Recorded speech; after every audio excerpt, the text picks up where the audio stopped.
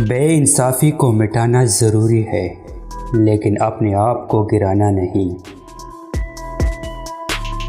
پیدائشی طور پر نہ کوئی بے قصور ہے اور نہ کوئی قصوروار۔ حالات ہی بندے کو قصوروار اور نہ ہی قصوروار ٹھہراتے ہیں۔ پڑھا لکھا بے وقوف اپنی حماقت کو خوشنما الفاظ میں لپیٹ کر پیش کرتا ہے۔ دولت نہ بھی ہو تو بھی تندرستی، علم اور آزادی انسان کی عظیم خوشحالی ہے۔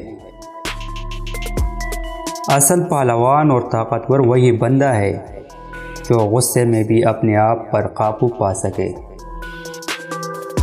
پرہیز کرو، پرہیز نفع دیتا ہے۔ عمل کرو، عمل قبول کیا جاتا ہے۔ پرندے پاؤں سے پنسائے جاتے ہیں اور آدمی زبان سے پنسائے جاتے ہیں۔ پاک وہ نہیں ہے جو اپنا جسم پاک رکھتے ہیں، پاک وہ ہے جن کے اندر حق تعالی رہتا ہو۔